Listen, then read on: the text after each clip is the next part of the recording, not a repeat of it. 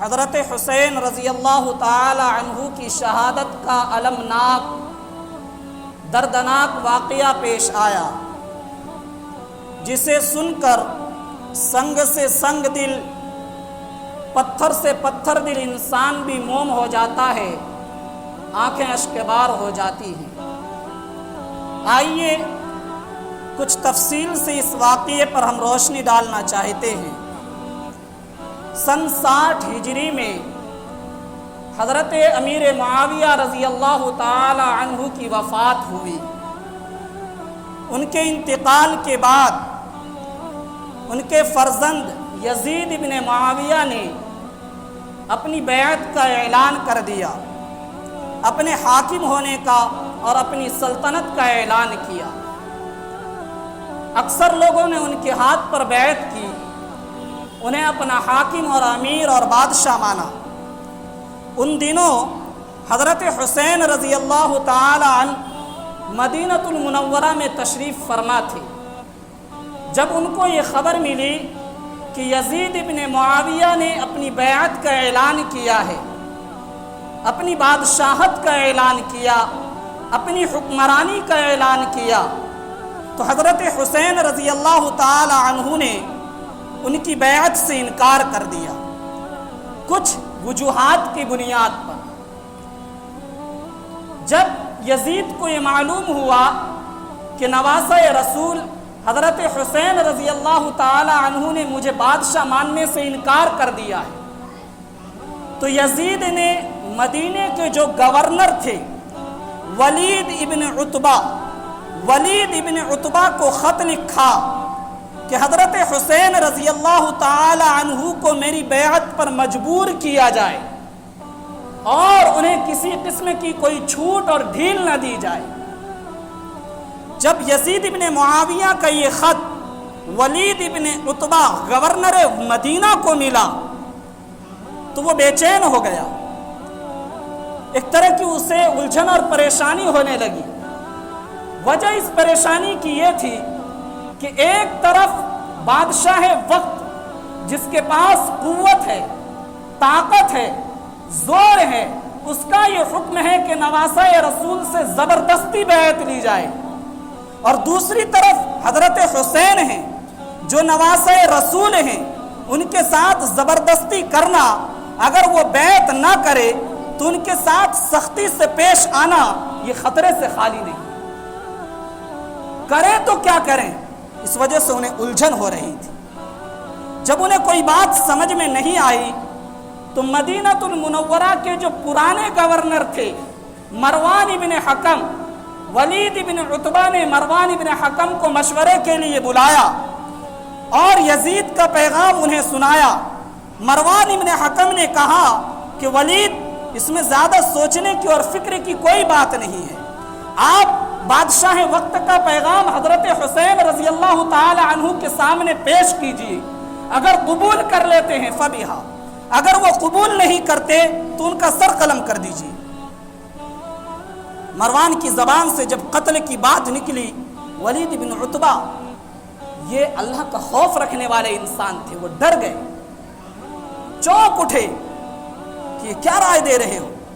کہا مروان سنو، حضرت حسین رضی اللہ تعالی عنہ کو میں قتل نہیں کر سکتا، مجھے ڈر لگتا ہے، میں جانتا ہوں کہ آج اگر میں نے حضرت حسین رضی اللہ تعالی عنہ کو قتل کروا دیا، کل قیامت کے دن اس خون کا مطالبہ مجھ سے کیا جائے گا، اور یاد رکھو کل قیامت کے دن نواسہ رسول کے خون کا جس انسان سے مطالبہ کر لیا گیا اس کے لیے ہلاکت اور تباہی و بربادی مقدر ہے،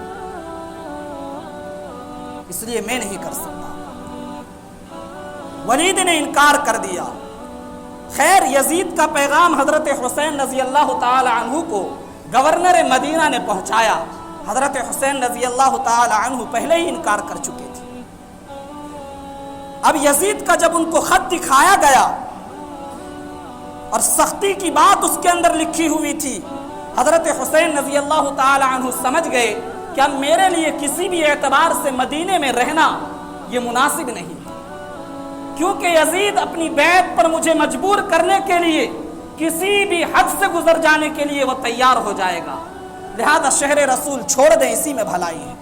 مدینہ المنورہ چھوڑ کر وہ مکہ المکرمہ تشریف لے گئے، اس امید پر کہ مکہ حرم ہے، یزید وہاں کسی طرح کی چھیڑ خانی نہیں کرے گا، خون خرابہ نہیں کرے گا، حرم کا وہ بھی احترام کرے گا، لہذا لڑائی جھگڑے سے، قتل و قتال سے وہ گریز کرے گا۔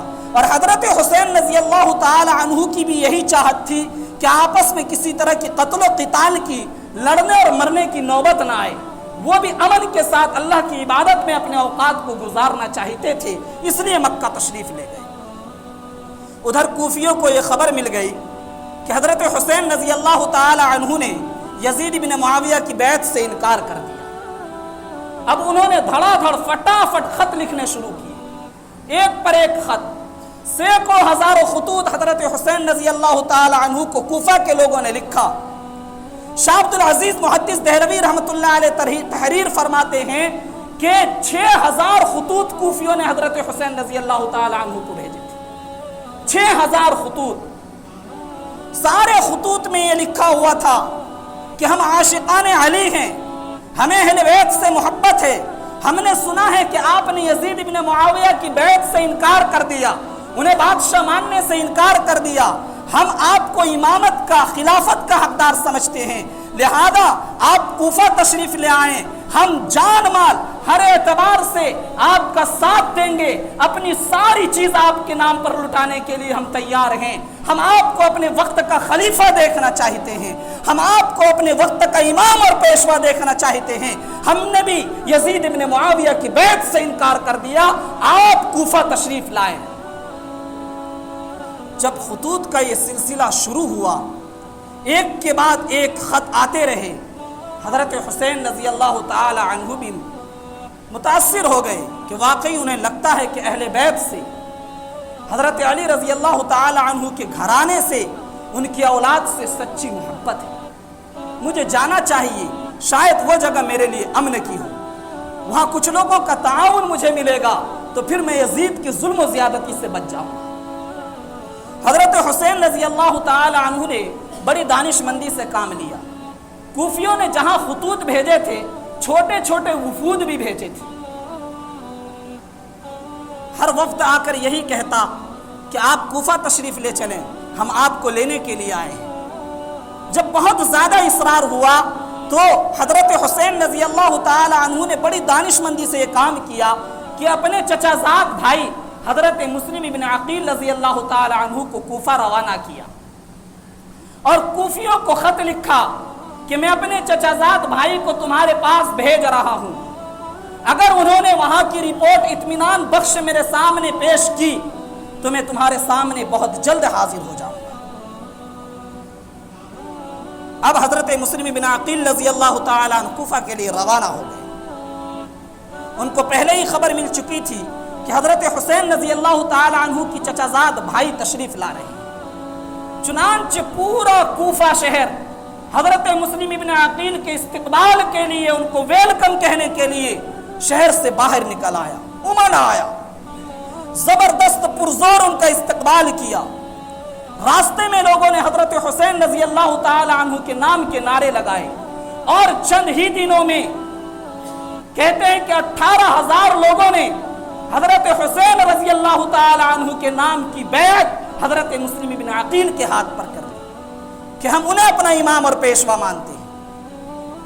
حضرت مسلم بن عقیل رضی اللہ تعالی عنہ نے جب لوگوں کا اتنا شاندار برتاؤ دیکھا اور حضرت حسین اور ان کے گھر والوں کے تعلق سے محبت کے جو نعرے ان سے سنے، وہ بھی بہت متاثر ہوئے، اور انہوں نے حضرت حسین رضی اللہ تعالی عنہ کو خط لکھ بھیجا کہ حالات پرساز ہیں، آپ تشریف لا سکتے ہیں، پرامن ہے، پر اطمینان ہے۔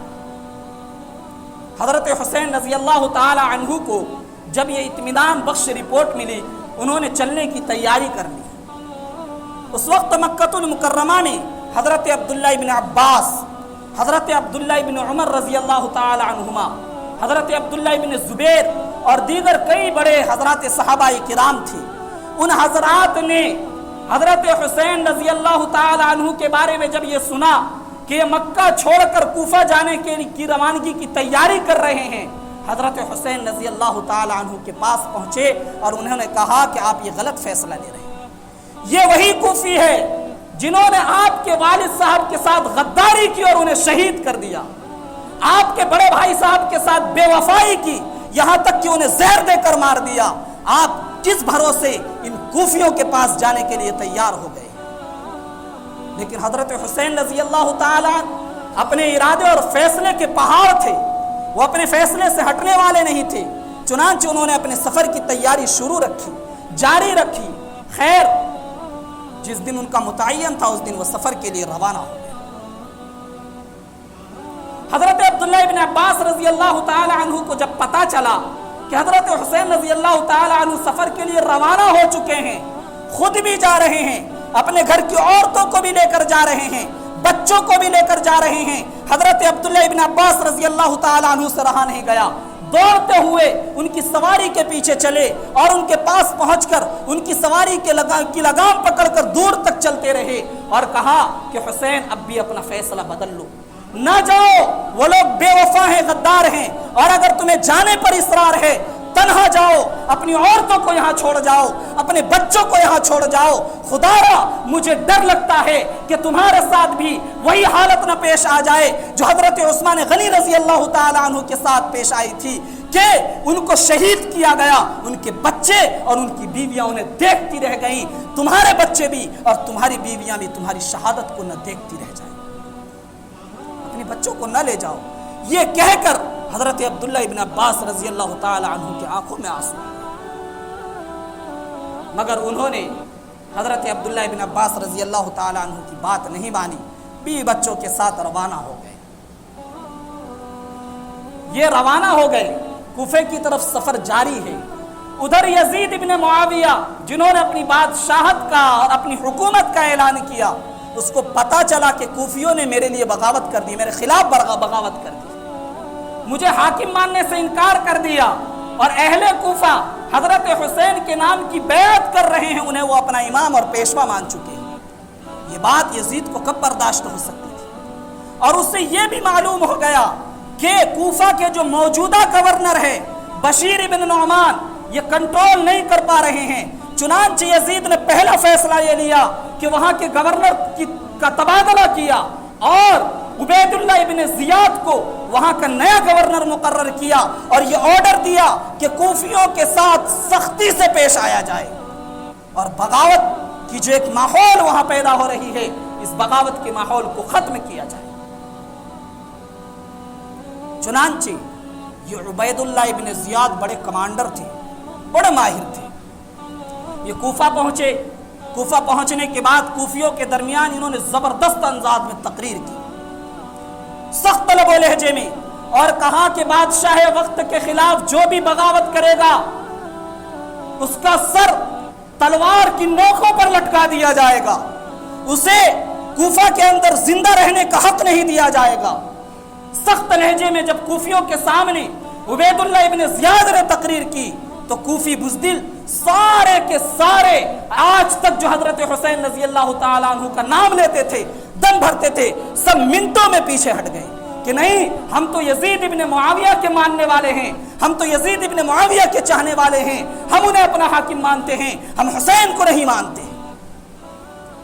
وہی مسلم ابن عقیل رضی اللہ تعالیٰ عنہ جن کے استقبال کے لیے سارا کوفہ شہر امڑ آیا تھا، آج وہ کوفہ کی گلیوں میں تنے تنہا اپنی جان کی حفاظت کے لیے پھر رہے تھے، کوئی انہیں پناہ دینے والا نہیں تھا۔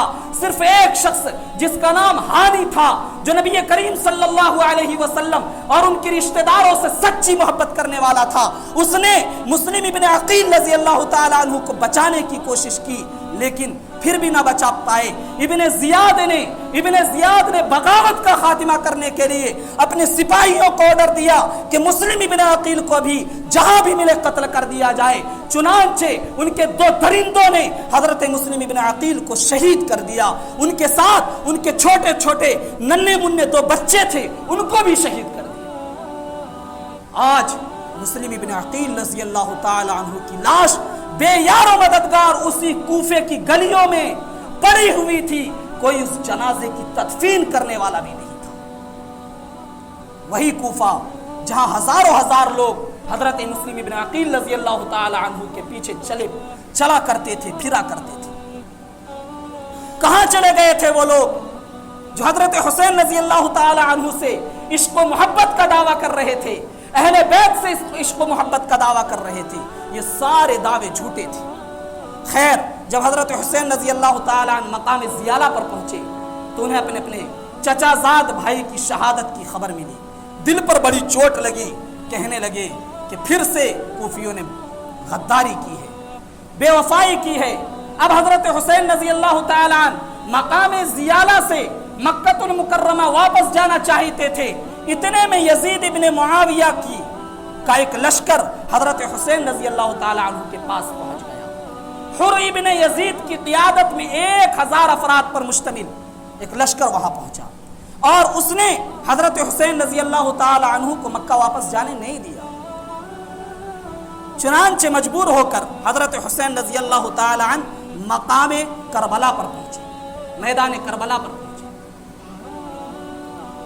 پہلے سے حر ابن یزید کی قیادت میں 1000 کا لشکر تھا، اب ایک اور شخص کی عمرو بن سعد کی قیادت میں ابن زیاد جو کوفہ کے گورنر ہیں، انہوں نے 4000 فوجوں کو اور بھیجا، اور پہلا آرڈر یہ دیا کہ حضرت حسین رضی اللہ تعالی عنہ کے لیے پانی کو بند کر دیا جائے۔ چنانچہ پانی بند کر دیا گیا۔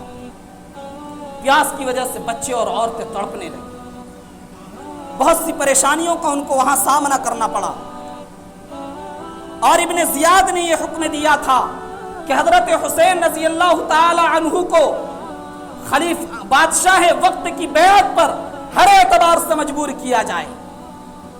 لیکن عمرو بن سعد جو کمانڈر تھے، جو اس 5000 فوج کے امیر مقرر ہوئے تھے، یہ حضرت حسین رضی اللہ تعالی عنہ کے کئی لحاظ سے رشتہ دار تھے، ایک لحاظ سے یہ نانا بھی لگتے تھے، لہذا ان کی بھی چاہت یہ تھی کہ کسی طرح صلح ہو جائے، اور حضرت حسین رضی اللہ تعالی عنہ کی بھی یہی خواہش تھی کہ صلح ہو جائے۔ چنانچہ جب کوئی بات نہیں بنی، حضرت حسین نے عمرو بن سعد کو، امیر لشکر کو پیغام بھیجا کہ آج رات میں چاہتا ہوں کہ میرے لوگ بھی اور آپ کے لوگ بھی آمنے سامنے ہوں، مجھے لوگوں کے سامنے کچھ باتیں پیش کرنی ہیں۔ چنانچہ لوگ آمنے سامنے آ گئے، شام کا وقت تھا۔ حضرت حسین رضی اللہ تعالی عنہ نے لوگوں کے سامنے تقریر کی اور کہا، اے لوگوں، جو مجھے جانتے ہو وہ بھی سنو، جو مجھے نہیں جانتے وہ بھی سنو، میرے بارے میں باخبر ہو جاؤ۔ میں وہ انسان ہوں جو نواسہ رسول ہوں، میں وہ ہوں جو داماد رسول حضرت علی رضی اللہ تعالی عنہ کا بیٹا ہوں، میں وہ ہوں جو جگر گوشہ رسول سیدہ فاطمہ رضی اللہ تعالی عنہ وہ میری ماں ہے، حضرت جعفر طیار رضی اللہ تعالی عنہ میرے چچا ہیں، مجھے یہ خاندانی فضیلت حاصل ہے۔ اس کے علاوہ یہ کہ زبان نبوت نے میرے جنتی ہونے کی گواہی دی ہے۔ اللہ کے نبی نے فرمایا کہ حسن اور حسین جنت کے جوانوں کے سردار ہوں گے۔ اے لوگوں، میں نے کبھی کسی کو ایذا نہیں پہنچائی، میں نے کبھی اپنی زندگی میں نماز قضا نہیں کی، میں نے کسی مسلمان کو قتل نہیں کیا، آخر کس وجہ سے تم میرا خون بہانا چاہتے ہو؟ تمہارے اندر خدا کا خوف نہیں ہے، تمہیں رسول اللہ صلی اللہ علیہ وسلم سے شرم نہیں آتی۔ اور سنو، میں اس سرزمین پر خود نہیں آیا، تمہاری دعوت پر آیا ہوں، تم نے مجھے بلایا، اصرار کے ساتھ بلایا، لیکن تم نے دغا بازی کی، تم نے غداری کی۔ سنو، میرا خون کس وجہ سے بہاتے ہو؟ کیا تمہیں ترس نہیں آتا؟ ان لوگوں نے کوئی جواب نہیں دیا، وہ لوگ پتھر دل بن چکے تھے، کوفیوں کے گھٹیوں میں بے وفائی پڑی ہوئی تھی۔ جب کوئی بات نہیں بنی، اب جو اصل کمانڈر تھے عمرو بن سعد، ان کو حضرت حسین نے اپنے سامنے بلایا، آواز دی اور کہا، دیکھیے 3 پیشکشیں میں آپ کے سامنے رکھتا ہوں۔ نمبر 1، میں جہاں سے آیا ہوں مجھے وہاں واپس جانے دیا جائے، یعنی میں مکہ واپس جانا چاہتا ہوں، میں خون خرابہ نہیں کرنا چاہتا۔ اگر آپ کو یہ منظور نہیں ہے تو جو آپ کے بادشاہ وقت ہیں یزید ابن معاویہ، مجھے ان سے مل کر اپنے معاملے کے سلسلے میں گفتگو کرنے کا موقع دیا جائے، میں ان سے اپنا معاملہ اسی طرح طے کر لوں گا جس طرح میرے بڑے بھائی نے یزید کے والد حضرت امیر معاویہ سے اپنا معاملہ طے کر دیا تھا۔ اور اگر یہ بھی منظور نہیں ہے تو مجھے یہ اجازت دے دو کہ میں جو مسلمانوں کا دائرہ حکومت ہے میں اس دائرے سے نکل کر سرحدی علاقے میں جا کر زندگی گزارنا چاہتا ہوں. اندر مملکت کے اندر کیا ہو رہا ہے میرا اس سے کوئی تعلق نہیں رہے گا. کون بادشاہ ہے کون امیر ہے مجھے ان چیزوں سے کوئی لینا دینا نہیں. عمرو بن سعد کو بڑی خوشی ہوئی کیونکہ وہ بھی صلح چاہتے تھے. چنانچہ انہوں نے فوراً ابن زیاد گورنر کوفہ کو خط لکھا کہ حسین صلح کے لیے تیار ہو چکے ہیں. ابن زیاد کو بھی خوشی ہوئی کہ بغیر خون خرابے کے بادشاہ وقت کا مقصد حاصل ہو رہا ہے. لیکن میرے بھائیوں ایک تیسرا فریق یہاں تھا. دونوں طرف سے لوگ صلح کے لیے آمادہ ہو چکے لیکن باتوں کو بگاڑنے والے تیسرا فریق تیسری جماعت تھی. اس نے فوراً ابن زیاد کو چڑھا دیا کہ حسین کو چھوڑ دو گے کچھ دنوں کے بعد یہ تمہاری حکومت چھین لیں گے. یہ تیسرا گروہ کون تھا؟ یہ وہی عبداللہ ابن سبا کا گروہ تھا جو حضرت حسین رضی اللہ تعالیٰ عنہ کو زندہ دیکھنا نہیں چاہتے تھے. ابن زیاد کو چڑھایا دوسرے لوگوں کو چڑھایا. صلح کی وہ بات جو بنتی ہوئی دکھائی دے رہی تھی وہ بگڑ گئی.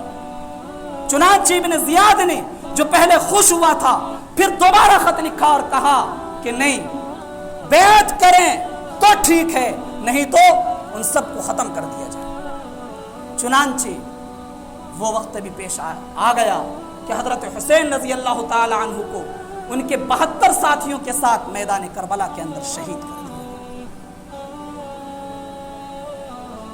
جام شہادت انہوں نے نوش کر لیا. میں یہاں رک کر ایک بات کہنا چاہتا ہوں. وہ لوگ جو حضرت حسین رضی اللہ تعالی عنہ